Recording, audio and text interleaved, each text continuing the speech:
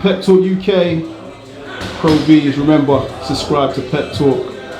I'm delighted to be joined by a man that said you can come up north if you want to.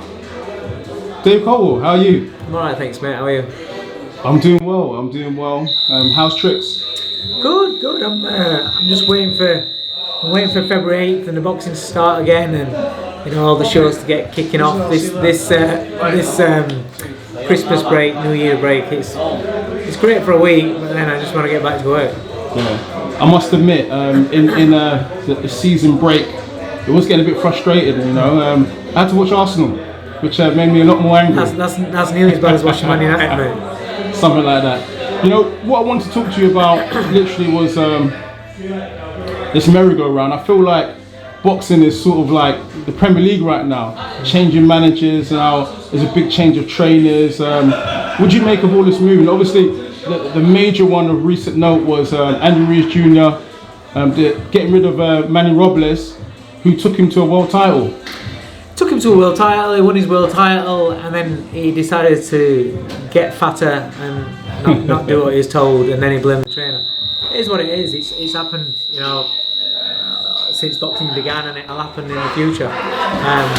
Fighters chop and change trainers. It's part of the game. So it is what it is. Yeah. I mean, Andy Ruiz Jr. comes into the fight against AJ overweight and loses the fight, obviously. But why? I can't understand it. Isn't that more or less self-inflicted rather than? Yeah. I mean, listen. First, we don't know what goes on behind closed doors. But on the outside looking in, you would say that. You'd say that he didn't listen, he didn't come in, he didn't do what he was told, wasn't disciplined with himself. Then that's down to the fighter. You can't blame a trainer for that. But it is what it is. It's crazy because even seeing you come up to Sheffield, I'm like, I always associate Fowler with Dave Coldwell, and when I heard the news, I was just like, emoji shocked. Wow. Yeah, it's one of those things. This is a little bit different. I mean, Fowler didn't get fat and overweight. Fowler, he lives in the gym. Fowler lives in the gym. That's something that he had to do for himself, and I'm fully on board with that, and I understand that. And we had a good time, we had a good ride. Had some good fights. Had one bad one. But it's boxing. At least he came back from his loss. We got a couple of titles, 2 fights, 2 more titles, his first 2 titles, couple of good wins, and so we parted on at least something half successful. It's not what I wanted, but it's it's better than parting on a loss, really, I suppose. Yeah, I mean the future for him really is that massive rematch with Scott Fitzgerald. Yeah. I think the boxing public are really interested in that fight. I think that'll happen. June time, May time, June time. I had, it was going to be at Deepdale. That's the last involvement I had in it. Was going to be at Deepdale. I think they'll both can have a fight on March 7th, and then the big one. Yeah, Madman versus the Machine. Yeah. Now talk to me. Obviously, as trainers, again, this switching left and right and switching trainers from fighters, like just after one defeat. Do we need like a trainers union out here at the moment? Listen, at the end of the day, I mean, the only thing is that I'd say is that the only thing that a trainer gets is that he's the one that puts the most work in out of everybody. Not apart from the fight I'm on about, from the background stuff, and he's the only one that hasn't got an actual trainer's contract and gets paid the least. So that's but that's how it is. That's the job. You don't have to be a trainer if you don't want to be. That's just boxing. But fighters have gone and got one career. Coaches have got numerous amounts of career, however many fighters they want to coach. So if a fighter doesn't feel as though he's happy, if he doesn't feel as though it's right for him, then he's got to make that decision. When it's a decision like with Fowler, it wasn't anything bad. It wasn't. You can't compare Fowler and Andy Ruiz. That's why there's no animosity, there's no nothing, because I understand. I mean, it's his thing to speak about. I'm not going to tell you what's going on in his personal life, or what the reasons how he felt and things like that.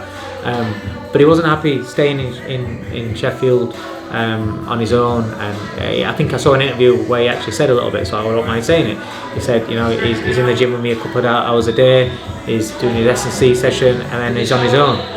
Boxing's a lonely sport, and if that starts frying your brain and doing your head in, then if it's making you feel sad and not happy, you need to change it. So I don't fault him at all for changing. Brilliant. So what's happening next? Obviously, Hopey Price is the future. Yeah. I've got Hopey Price, Jordan Gill, two young fighters. You know, Jordan's only just 25. He'll be back end of March. He's been very ill, which has been why the period of inactivity. But now he's back healthy again, so he'll be fighting end of March, and then we'll go straight back pursuing titles. Hopey Price is very much the future. He's only 19 years old, 2 fights in. All I'm concerned about him right now is development, taking him around, getting him quality sparring. You know, we've had some quality sparring today with Barry, with Kid Galahad.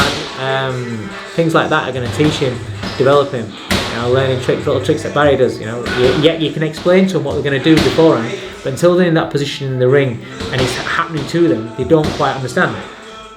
When we went out to America and he sparred Toka Khan the first time, that experience, that seasoned professional, you saw a big difference there. And then the second time, you saw a difference from Hopey there, and the third time you saw a massive difference. So that's how fighters learn. And if you don't put them in them sort of situations, then they're not going to learn. And it was a good experience today. It was great sparring today. You know, and I want to do plenty more of it. This is what it's about at 19. At 19, it's not about getting him in with this fighter, getting him in with that fighter to fight and building his record and he wants to be knocking everybody out. That shit don't mean anything. You know, at 19, it's about developing and it's about becoming, adding little things to you to become a very, very good prospect, a very, very talented fighter, a seasoned fighter, a fighter that can handle any circumstances, any situation, and then you can let him off a leash. Dave, I'll let you go. It's been a pleasure once more. Thanks, mate. Always available for interviews, and I just want to say a massive big up, London style. And anytime you come to London, I'll show you the local fish and chip shop that does the best haddock. Dave Coldwell. Thanks, mate. Tech Talk. Thank you. Cheers, mate.